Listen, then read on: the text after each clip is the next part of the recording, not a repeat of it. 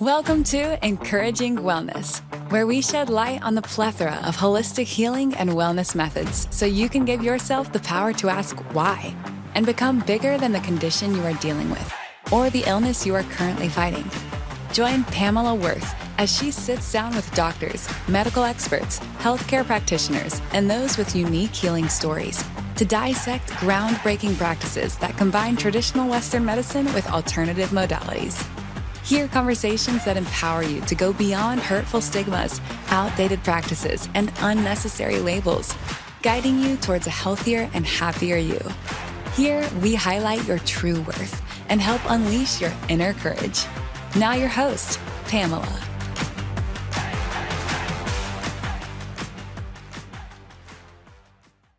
Hi, this is Pamela with Hello Health and the Encouraging Wellness Podcast. And today I have Matt Titlow, and he's CEO of Compound Solutions, an 18-year veteran of the nutraceutical industry.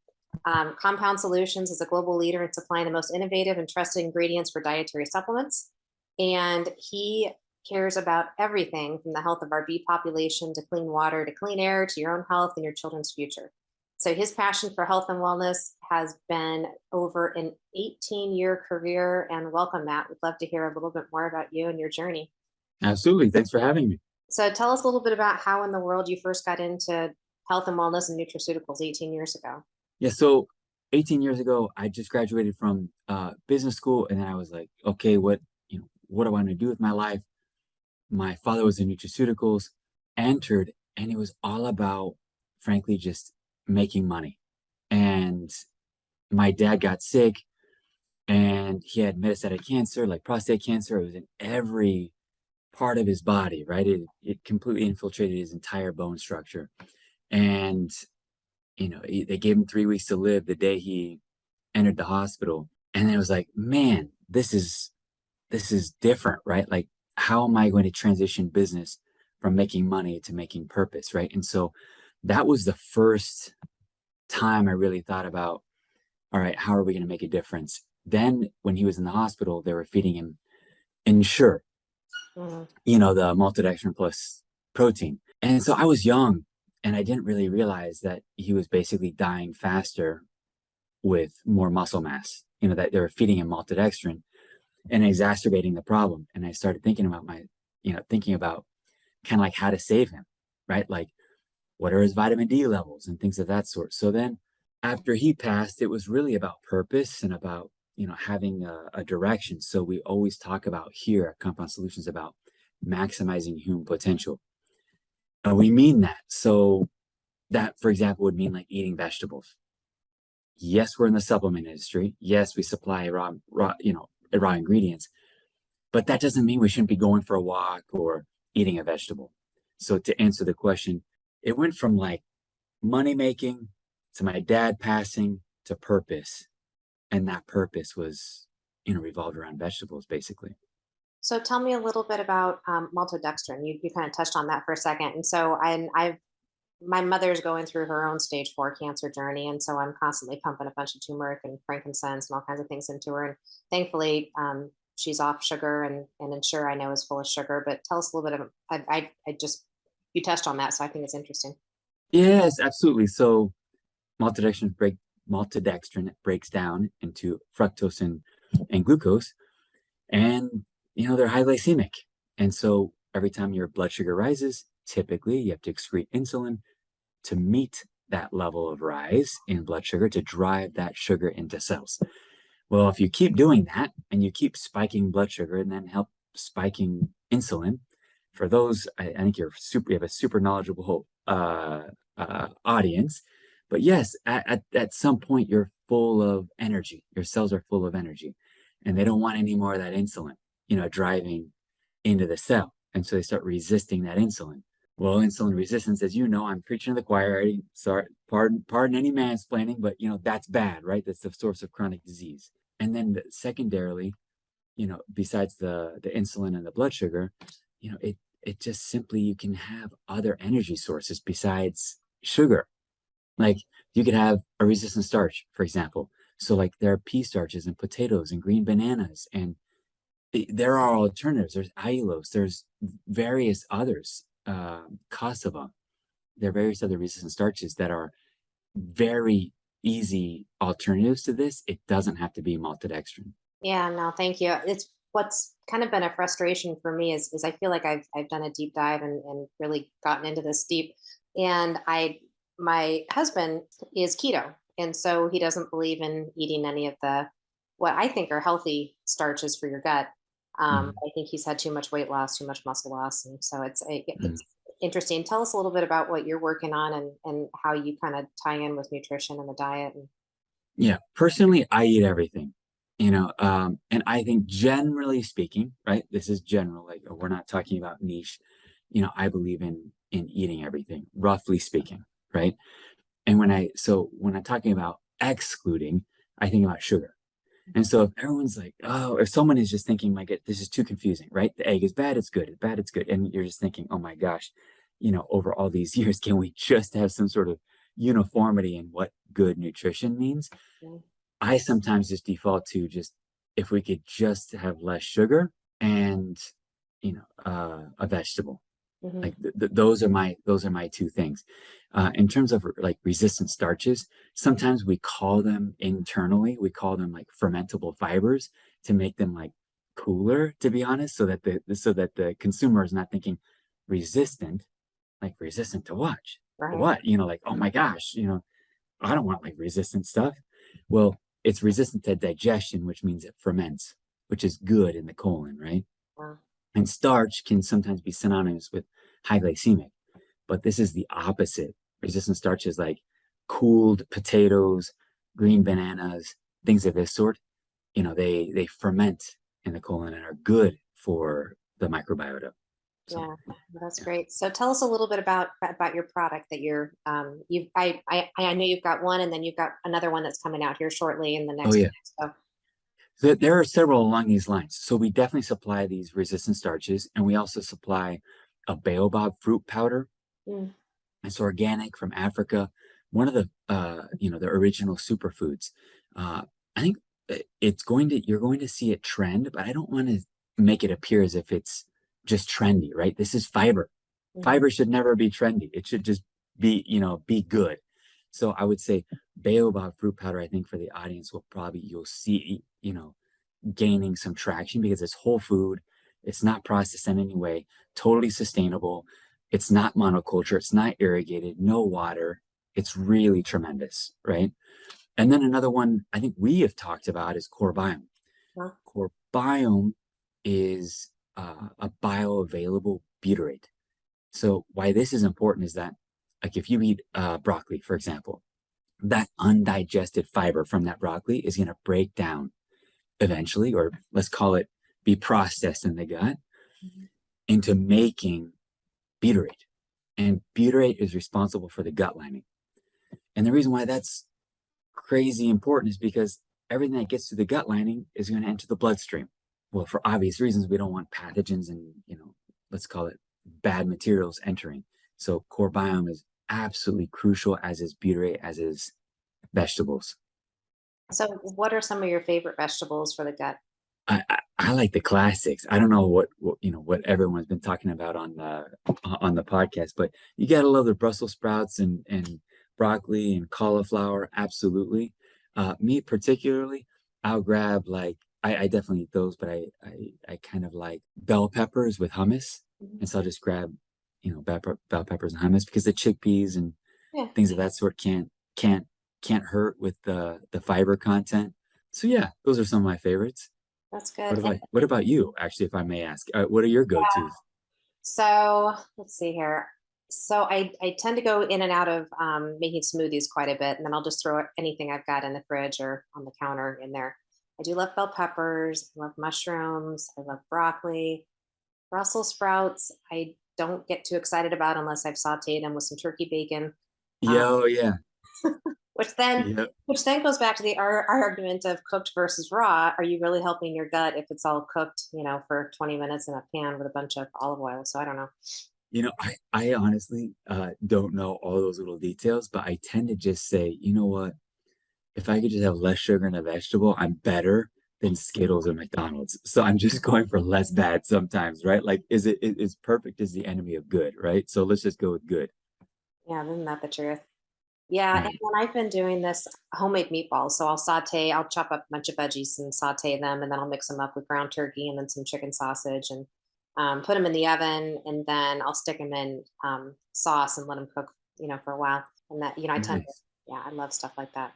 But yeah, just salads at lunch and smoothies at breakfast, and typically Yeah. cooked veggies at night. Sounds good. Yeah. So, in terms of different things that you have coming out, different trends you've seen over the years, what do you kind of find in health and wellness that you think is changing, evolving, things you're trying to get in front of or educate about? Or Right. Yeah. If the audience would like to kind of see what's going on in the supplement industry, is there's this blend, of like food and supplements. As supplement is food, food as a supplement. Everything is functional now. You can't have broccoli, you got to have functional broccoli. I'm making a joke, but it's not so far from the truth. And you could see it at the grocery store by looking at, like, let's say back a while ago, you noticed that even orange juice, which obviously is not exactly healthy, but you'll see it like fortified with calcium. Mhm. That's the industry we're in. And like, we're not in that, but that's the functional portion of it. So think of like adding like even our core biome to a yogurt, for example, would be super cool, right? So you have like something good for the gut, and then you functionalize it on top of that. So what are we seeing? Metabolic health. Metabolic health really means, when you boil it down, it's really like insulin, blood sugar, triglycerides, things of this sort. And so, what are we seeing in trends? Well, it's things like what we just talked about: fibers, resistant starches, polyphenols. Polyphenols are like green tea, for example, grapeseed extract, Mhm. cranberry, basically like fruits, you Mhm. know, and plants. Essentially, at the end of the day, it's plants. Um, so we see that as very trendworthy, but not just trendworthy, I would say like permanent. Mhm. Like, it's just this march toward metabolic health, which again just means like preventing, keeping us insulin sensitive. And what are we doing? Mhm. I would say like core biome, the fibers, and then we have a couple out, coming out, that one we call sucre, which is basically a sugar alternative. It comes from acacia. Okay. Acacia is a tree in Africa and Australia. And it's a great probiotic. It's a great yeah, gut health ingredient, and Pre lowers blood sugar. Yeah, pre yeah, yeah, pre not pro. yeah, yeah. It's a prebiotic, and helps maintain blood sugar in healthy ranges, which is amazing. Have something that's sweet and also maintaining blood sugar. Mhm. That's extraordinarily unique. So that is coming here out, toward the end of the year. And so you'll see that as, portions of like greens products, fiber products. Yeah, everything having to do with those who kind of care about like blood sugar and metabolic health. That's our direction, and those are our ingredients. Yeah, so if you're the regular person listening to this and they're like, okay, so metabolic health, what do I do to measure that? Do you have any suggestions or any Yeah, thoughts? yeah. I This sort of stuff, used to drive me bananas, because I was like, oh my gosh, is the egg good or bad today? Sort of a thing, right? Can you just simplify this? So, a couple ways. One is just anecdotally, right? Like, without measurement, just decrease sugar and increase vegetables. Like, Mhm. super easy, right? You don't have to do anything other than just do it, right? Now, if you really want to measure, because we're like, our culture's so funny, Pamela, now. I feel like we can't just eat a tomato. We have to like measure the scientific backing Right. of the tomato. Like, we can't just trust that grandma and grandpa ate it, Yeah. and it was good. We actually have to have like scientific validation. So if you want to do that, well, there's something called a precision extra. You can go to Amazon. Mhm. Abbott has this little device, and you can get the strips from CVS, Mhm. and the strips can test for blood sugar. So you stick your finger, Okay. that little tiny blood goes onto that little strip. You put it in the precision extra. You put it like right into the machine, and it'll tell you what your blood sugar reading is. Okay, Okay. that's one. There are also like continuous glucose monitors that are getting quite popular now, CGM. Now people can abuse those and start kind of like monitoring everything at all times. Uh, but anyway, so one is like measuring blood sugar at one particular point in time, right? That was the Precision Extra. You get it on Amazon from Abbott Nutrition or Abbott Labs or whatever, and get those strips from CVS. The other is that continuous glucose monitor. And the third is just, if you do have a doctor, ask them to just take your labs every year. Hopefully it's more than that. Hopefully it's every quarter, every 6 months. And then you just fast before, Mhm. don't walk in there having just ate a meal, right? Fast for at least 12 hours. And then they test your like blood glucose, A1C. Yep. A1C is just your blood sugar over time. So yeah, those are the three, in my opinion, three easiest. Do you have any thoughts on this whole peeing on a strip for pH levels? I've got quite a few friends that do that to try and maintain this level of exactness. I haven't done that. What is the thought process behind like maintaining pH, and how would you do that? How do you Yeah, lower or so raise I've pH? got one friend whose blood sugar is out of control, and so he's drinking an obscene amount of chlorophyll to try and regulate it. I have to imagine can help to a certain point, but just I mean, he's literally just depending on drinking just a lot of chlorophyll because he was told that that would help his pH get back in balance.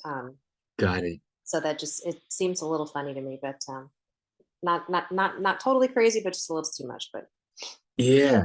Yeah.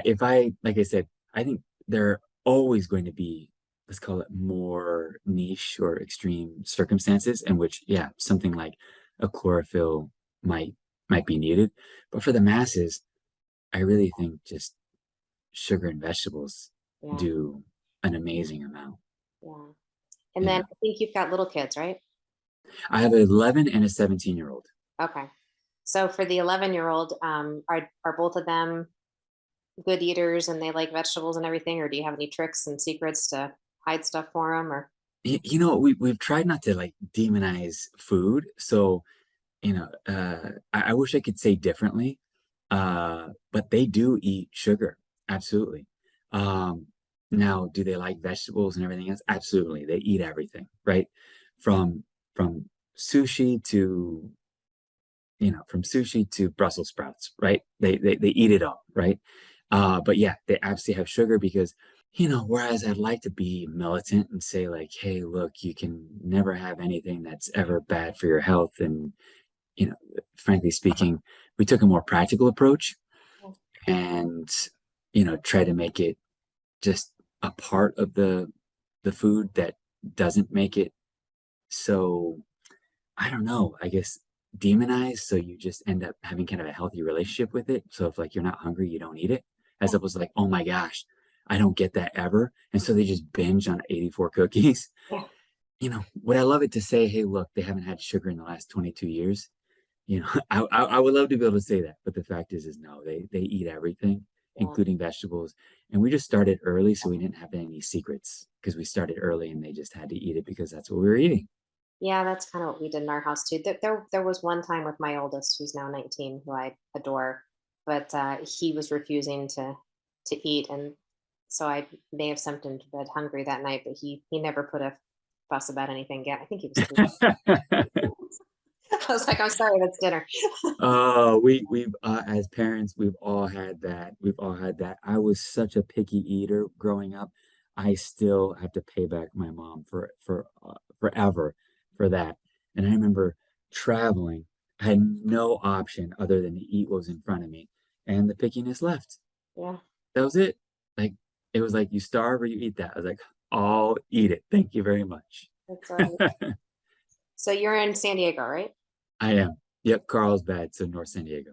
Yeah, no, I love that area, and I loved when the kids were little. I loved going to Legoland. It's a nice favorite area of ours. But any last suggestions for folks that are curious about health and wellness? Anything that you follow? Anything that you just really feel passionate about?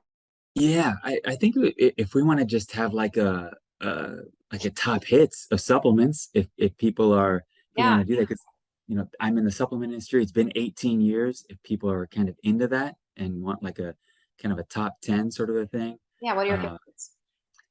so before getting into that, I have to say, before hitting supplements, it's good to uh, get sunlight before you look at a phone or a screen, right? So like you wake up and just get outside for a few minutes just to get your circadian rhythms going. It's good to go for a walk or exercise. Good to have vegetables, right? So I don't want to minimize that in any way, shape, or form. Have friendships, things of this sort. Community. So on the supplement side, I know you've talked about this stuff like 800 times, but here's 801. Vitamin D. Uh, You got to shout it every time. yeah. You got to shout it out every time. It's just too good. K2 is great. If you want to do it, D3, K2. You were just mentioning like the curcumins. Those are always great. The omega-3s are great. I think our core biome is arguably the most important supplement ever because it's the gut lining. And there's nothing more important than gut lining except for your skin. So I really believe that's really gigantic. And I don't want to be self-serving on the podcast. I really believe it and invested a ton of money on this and will continue because it's helped me, it's helped my mom, it's helped, many, many people. So I'd say this bioavailable butyrate, CoreBiome. What do we do? Curcumin, omega-3s, vitamin D, K2. I think magnesium needs a huge shout out. It's so dramatically deficient, despite the fact that, it's been in the news. Another one that is deficient in the American diet that we're still not able to get in larger quantities that I'm working on right now is potassium. So I'm working on an electrolyte that could, help with that. So, being a little bit more potassium focused in those hydration drinks. So like you look at like a liquid IV and we can always joke about it. Like you get diabetes with your hydration, right? It's funny, right? 11 to 13 grams of sugar, right? It's silly. But anyway, the point is when you look at those hydration SKUs or products, maybe be thinking about higher potassium Mhm. to get that in the diet. Yeah, Anyway, I think you only can really get those through bananas and avocados, right? yes, primarily. Yeah. Exactly. So yeah, those Awesome. are a few. Well, super. Yeah, no, I love that. And then I also feel really passionate about oregano for killing the bacteria in your gut, olive leaf extract for killing viruses in your gut, turmeric and frankincense for antioxidants, natural detox, healthy Can, inflammation.